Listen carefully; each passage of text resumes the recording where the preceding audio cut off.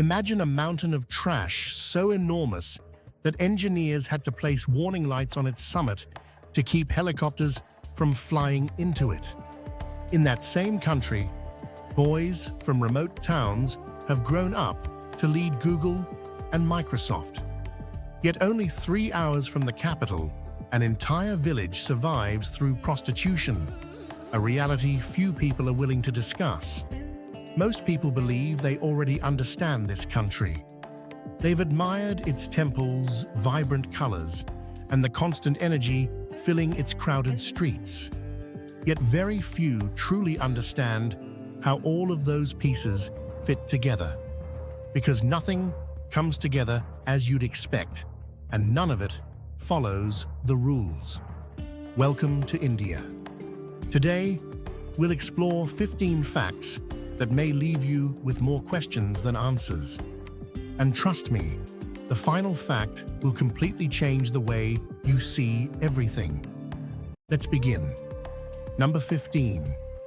India's hidden water crisis. Ask almost any traveler who's visited India about their stomach, and chances are you'll see a grimace before they answer. It even has its own nickname, Delhi Belly. The US Centers for Disease Control and Prevention takes the issue seriously as well. India ranks among the world's 3 highest risk destinations for travelers' diarrhea, with roughly 1/3 to 1.5 of international visitors becoming ill during their first 2 weeks. One traveler online recalled trying Mumbai street food just once, then dealing with the consequences for weeks, even after returning home. Another claimed it happened almost every day throughout the trip. But here's the part that catches most people off guard. The real issue isn't the food at all. It's the water behind nearly everything. India's Government Policy Institute, Niti Aayog, has reported that around 70% of the nation's surface water is contaminated. That affects water relied upon by roughly 600 million people. That's nearly twice the population of the entire United States relying on water that may contain sewage, industrial pollution, or parasites. In many cities, the warning goes beyond simply avoiding tap water. You're also advised not to shower with your mouth open. And the cause isn't hidden.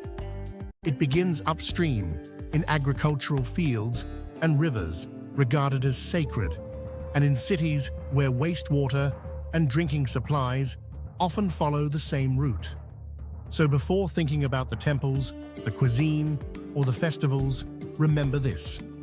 In India, staying safe with the water comes before almost everything else. Number 14.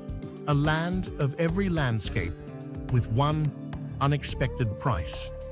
If you set out to create a country with nearly every landscape imaginable, the final map would look remarkably like India.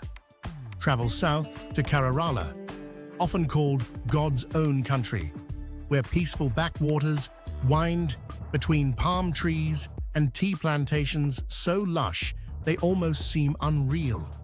Journey north, and the landscape climbs into the mighty Himalayas, the highest mountain range on Earth. Continue to the southern tip at Kanyakumari, and you'll reach the rare point where 3 separate oceans come together. The Arabian Sea, the Bay of Bengal, and the Indian Ocean all meet there, and you can actually watch their waters blend before your eyes. India is truly a country shaped by extremes. Yet another extreme exists, one far less visible, and it has nothing to do with geography. In parts of southern India, marriages between relatives have long been a traditional practice. First cousins, and in some communities, even uncle and niece marriages, have historically reached rates between 30 and 60%. Compare that with the United States, where the equivalent figure is below 0.2%. When both parents inherit the same recessive gene conditions, such as thalassemia and sickle cell anemia, become much more likely. Combined with the water problems from our previous fact, some regions still face health challenges that much of the world overcame generations ago.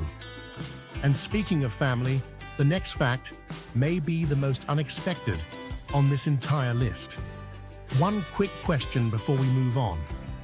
Have you ever gotten seriously sick from food or water while visiting another country? Tell me where it happened and just how bad it was. I'd love to read your wildest travel stories in the comments. Number 13. Marriage traditions that defy expectations.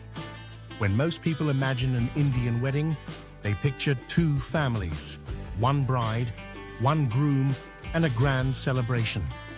But in the Nilgiri hills of Tamil Nadu, the Tuada community once followed a tradition unlike almost anywhere else.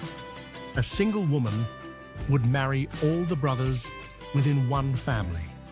This custom, known as fraternal polyandry, served a practical purpose by keeping family land and livestock from being divided across generations. Today, the entire Tota population is estimated at only 100 to 1,800 people, and very few still follow this custom. To understand how unusual it is, fewer than 50 cultures throughout recorded history have practiced any form of polyandry. The Tota were one of them. Now, travel about 3 hours from New Delhi to the Alweer district, and you'll encounter a much darker reality. In some villages, prostitution has been passed from one generation to the next within the same families, with mothers, daughters, and sisters working along highways, serving truck drivers and migrant laborers. Government estimates suggest India has between 2 and 3 million sex workers, most of them between the ages of 15 and 35. This situation did not emerge overnight. Its roots reach back to British colonial rule, particularly the Criminal Tribes Act of 1871, which officially labeled entire nomadic communities as hereditary criminals. These were not criminal organizations. Many were performers, dancers, artists, and magicians whose traditional livelihoods disappeared almost overnight, leaving communities that never fully recovered.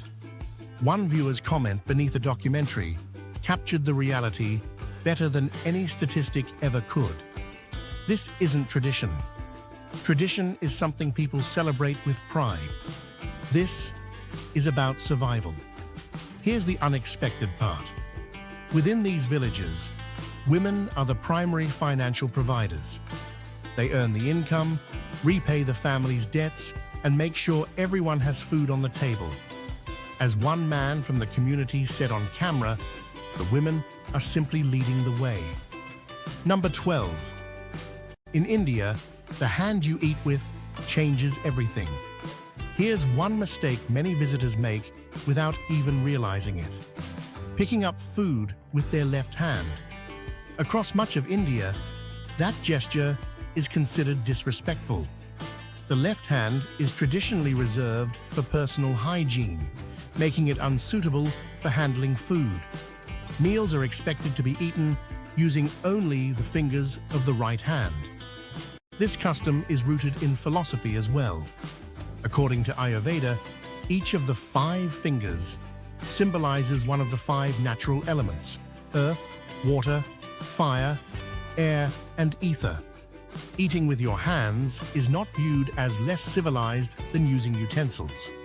In fact, many believe it creates a deeper sensory connection by stimulating nerve endings that a fork never could. Then there's the cow, an animal protected far more than many outsiders expect.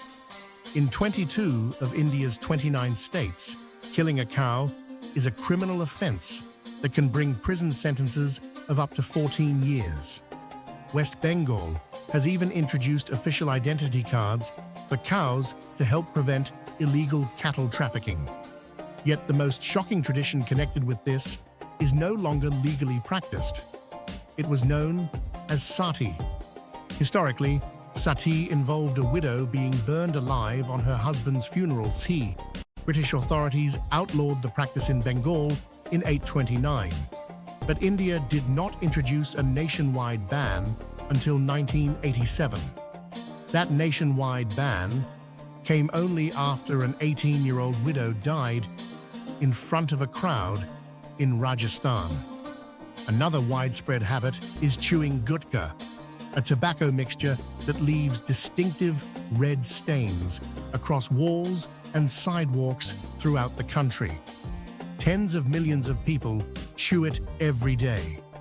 As a result, India is estimated to account for nearly 70% of oral cancer cases reported worldwide. Number 11, the sacred river. Nearly 1 billion people revere.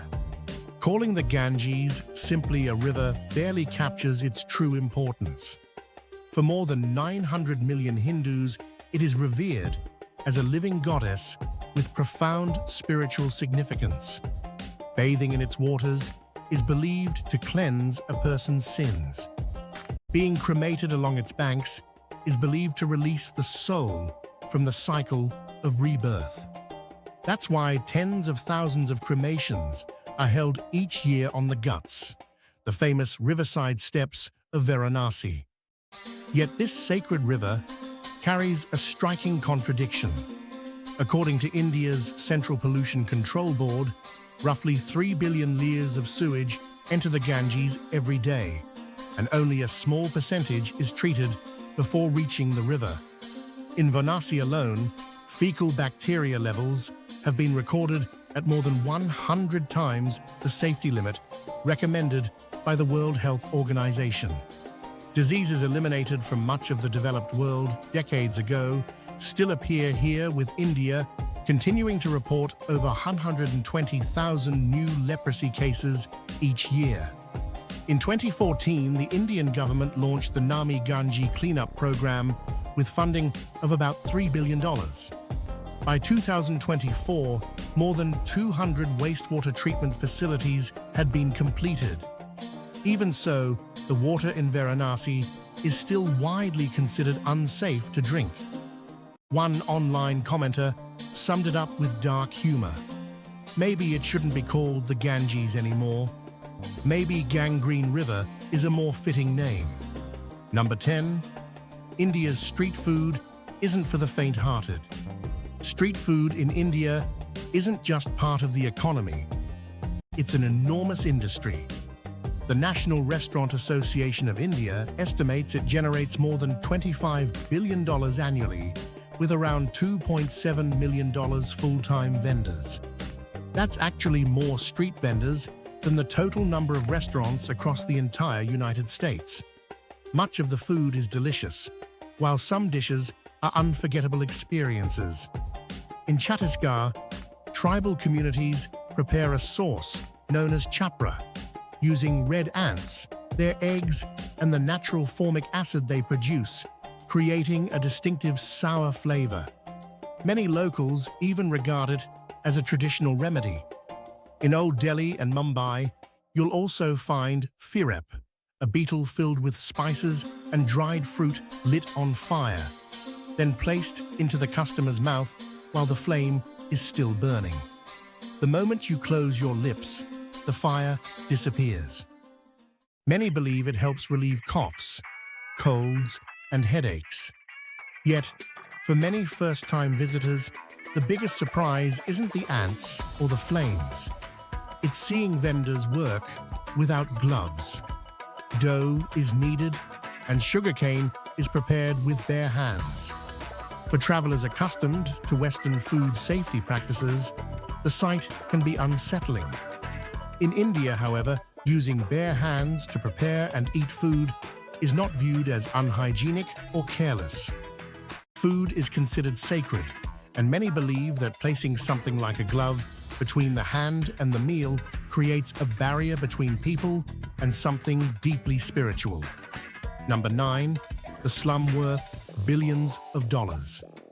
In the center of Mumbai lies a neighborhood known as Dharavi. Covering only 2.5 kilometers, it is home to more than 2 million residents. That equals about 418,000 people per square kilometers, making it over 15 times denser than Manhattan. In some alleys, there's barely enough room for 2 people to walk past each other. Many households depend on a single shared water tap that operates for only 3 hours each day. Even so, this is considered one of the most economically productive areas on Earth. According to the World Economic Forum, Dharavi produces between 1 and 1.5 billion annually through more than 5,000 small businesses and 15,000 one-room workshops. Around 80% of Mumbai's recyclable dry waste is processed here. Nearly 250,000 people work in plastic recycling alone. While Davies leather workshops supply materials to major global brands, including Zara and Giorgio Armani, that made in Italy label on a leather bag. The leather itself may have first come from this very slum. In 2024, billionaire Gata Madani won a redevelopment contract worth about $3 billion, with construction already beginning on thousands of new apartments. Yet many residents don't see Dharavi as something that needs saving. One woman raised there wrote online that she's proud of her community, describing it as an educated slum responsible for nearly a quarter of Mumbai's income. Here's a question for you. If someone offered you $1,000 a day to live in Dharavi for 1 month, would you accept? Leave a simple yes or no below and tell me your reason. Number 8. 500 million people face the same toilet crisis. In 2014, the Indian government launched the Swachh Bharat, or Clean India campaign, revealing a figure that shocked the world. Around 594 million people, nearly half of India's population, were still practicing open defecation every day. The government's response was enormous, building more than 500,000 household toilets during the first phase of the campaign. But inspectors soon discovered something unexpected. Many of those new toilets weren't being used at all. Instead, some families turned them into storage rooms. One online comment summed up the irony perfectly. For many people, having a toilet inside the home actually felt unclean. Why? The answer goes back nearly 3,000 years. It traces back to the Hindu Varna system, where handling human waste was viewed as ritually impure. Waste areas were traditionally kept away from the home to preserve the purity of the living space. So, installing toilets inside houses wasn't simply a plumbing challenge. It meant confronting nearly 3,000 years of deeply rooted cultural and religious tradition. At one point, India actually had more mobile phone subscriptions than functioning toilets. But here's the impressive part. The campaign delivered remarkable results. According to WH and UNICEF, the open defecation rate fell from about 40% a decade ago to roughly 7% by the end of 2024. In many urban areas, it is now almost non-existent. Around 550 million people gained access to a household toilet in less than 10 years.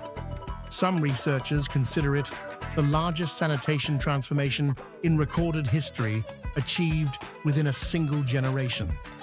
Number 7. A caste system. The law couldn't fully end. India's constitution officially outlawed caste discrimination in 1950. Legally, the issue seemed resolved. But for nearly 200 million people, about 16% of the population, reality turned out very differently. They are known as the Dalits. For generations, they were assigned work that other castes refused to do, including handling the dead, cleaning waste, street sweeping, and burial duties. One Dalit man explained it in the simplest terms. Some people still refuse to even walk beside them. In the same communities connected to the prostitution villages we mentioned earlier, some children cannot even be officially registered at birth because the paperwork requires the father's name, and clients rarely leave one behind. But that's only part of the story. India's constitution also reserves roughly 22% of government jobs and university places for Dalits and other historically marginalized communities. From 2017 to 2022, India's President Ram Nath Kovind was himself a Dalit. Back in those same communities, meaningful change is also happening on the ground. A teacher named Guru Naga, who taught himself to read and write, now educates children from sex worker families. One of his students, the daughter of a sex worker, told the documentary crew exactly what she dreams of becoming someday: an air hostess. Number 6. The monks who choose to live among the dead. Walk through the guts of Varanasi, and among the crowds of pilgrims, you may spot unusual figures standing apart, lightly clothed, their bodies covered in grey ash from nearby cremation grounds. These are the Aghori, one of the very few religious groups known for ritual practices that include consuming human remains as part of their spiritual tradition. Their central belief is that nothing in existence is truly impure. Not death, not decay, nor anything society considers repulsive. To fully embrace that philosophy, they live among cremation grounds, intentionally dissolving the boundaries between what is viewed as sacred and feared. Their tradition traces its roots to an older tantric movement known as the Kapalikas, dating back roughly 400 to 700 years. Today, only a few thousand Aghori remain, most living around Varanasi. It's important to remember they represent a very small fringe group, not mainstream Hinduism, which is peacefully practiced by well over 1 billion people worldwide. Yet they reveal something important about India itself. This is a country with no single definition, where the deeply sacred and the deeply unusual exist side by side, sometimes only a few steps apart. Number 5. 330 million gods, one shared reality. Here's something many outsiders misunderstand. Hinduism isn't a single religion in the same way Christianity or Islam are. Instead, it's a vast umbrella embracing countless beliefs, customs, philosophies, and traditions. Ancient Vedic scriptures mention 33 crore deities, often translated as 330 million. Many modern scholars believe the original Sanskrit word koti referred to categories rather than individual gods. Either way, the central idea remains unchanged. The divine isn't limited to one being. It exists everywhere and within everything around us.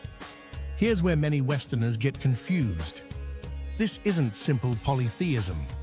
Many scholars instead describe it as hetheism, a belief that is often misunderstood outside India. The belief holds that every deity represents a different expression of one ultimate reality, often called Brahman. Many forms, one source. Each year that devotion appears in a ritual, many people find difficult to watch. During the Taipusam festival, devotees pierce their skin and tongues with hooks and skewers as an act of penance. Researchers at Stanford found that participants in these trance states released endorphins at levels up to 600% above normal. In other words, faith alone may be capable of triggering the body's own natural anesthesia, allowing participants to endure remarkable physical pain. Number 4. The city that disappears beneath the smog every winter. Every November, Delhi, home to more than 30 million people, seems to vanish from sight. But it isn't hidden by fog. It's swallowed by smoke. In 2025, Delhi went an entire year without a single day of good air quality. On the worst nights, the air quality index reaches 500, the highest value on the scale.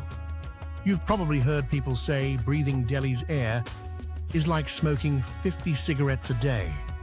On a typical day, that's an exaggeration, with estimates closer to 2 or 3 cigarettes. But when the AQI climbs above 450, that comparison starts feeling far less exaggerated.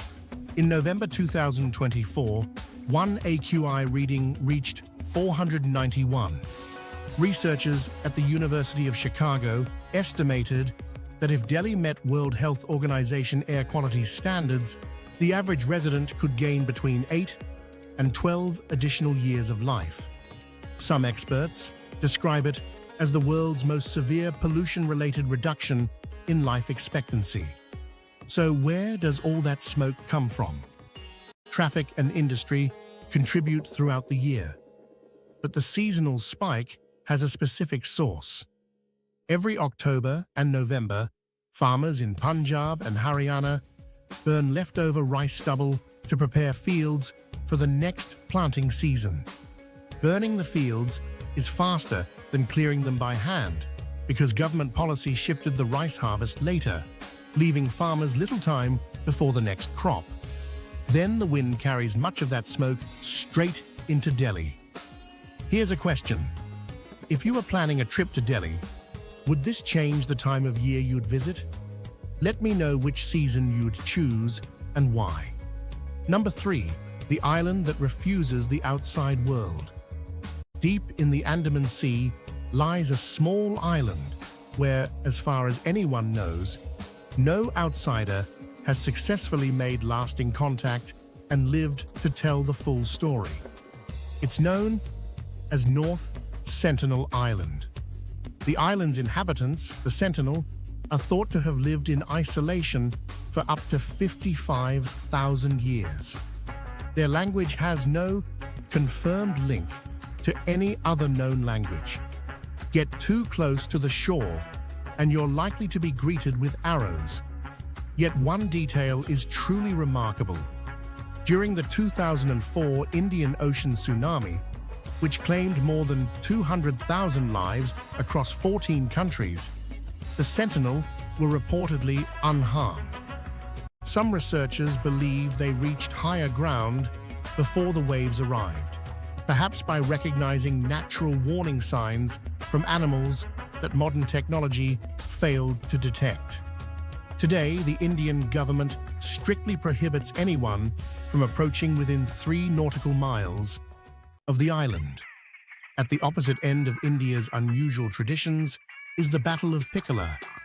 The day after the Ugadi festival, villagers in Kipula divide into 2 teams and spend hours throwing fresh cow dung at one another. Locals believe any injuries heal within 3 days, and that joining the event brings good luck. Then, there's another profession that sounds fictional but is completely real: wedding detectives.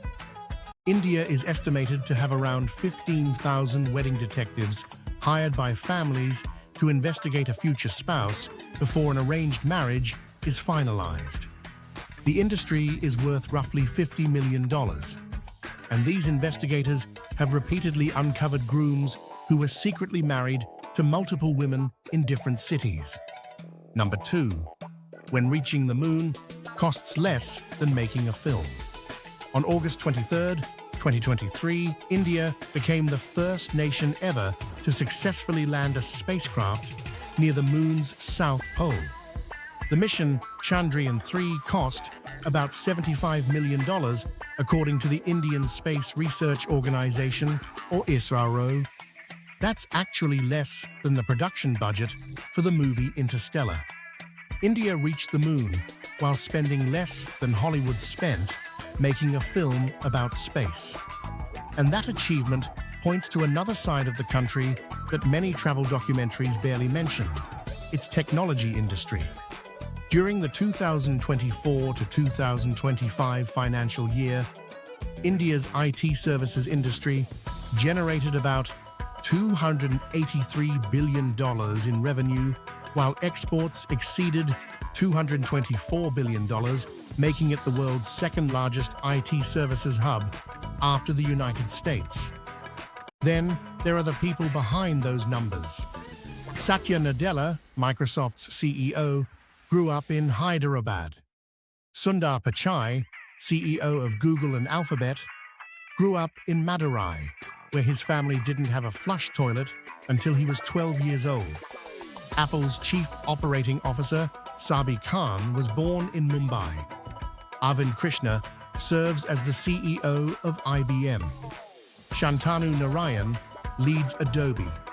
So if your entire view of India comes only from videos filmed on the streets of Delhi, you're probably seeing just a fraction of the country's full story. Number 1, the country that defies every expectation.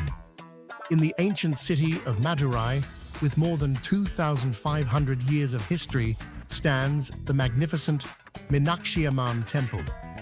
Covering 14 acres, its 9 towering gateways rise over 50 meters high and are decorated with an estimated 33,000 carved figures painted in vivid blues, reds, and golds. Visitors can spend an entire day exploring and still notice new details. Farther north in Maharashtra, the Ajanta caves were carved directly into a cliff more than 2,000 years ago by Buddhist monks. The murals inside portray the life of the Buddha and scenes from everyday ancient society. They are older than the Roman Empire, yet their colors have remarkably survived for centuries. So here's the question this entire journey has been leading to. How can one nation struggle with some of the world's worst water contamination while also developing world-class space technology? How can a caste system remain influential long after discrimination was outlawed, yet also produce a president from that very community? How can a slum become one of the planet's most productive economic centers? The answer is that India doesn't erase its contradictions. It carries them all at the same time.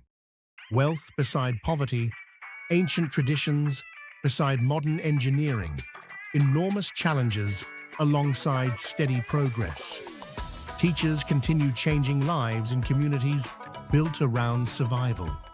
Engineers spent the same decade building household toilets and launching rockets into space.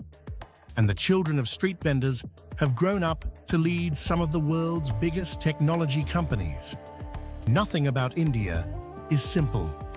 Yet that's exactly what makes it impossible to ignore. This is India. And honestly, we've only begun to understand its story. A country full of contradictions. A river worshipped by nearly 1 billion people. A slum generating more wealth than some entire nations. A caste system officially abolished decades ago, yet still leaving traces in everyday life. None of these realities fit together neatly. And perhaps that's exactly what defines this country. Have you ever visited India? Or after everything you've heard today, would you like to experience it for yourself? Share your thoughts in the comments. I read every single one. If this video gave you a completely new perspective on India or changed the way you see the country, please take a moment to hit the like button and support the channel. It costs you nothing, but it helps this channel reach more people who might enjoy videos like this and discover stories they may never have expected before. If you haven't already, please subscribe and turn on notifications. Thank you for watching, and I truly appreciate you spending your time with me.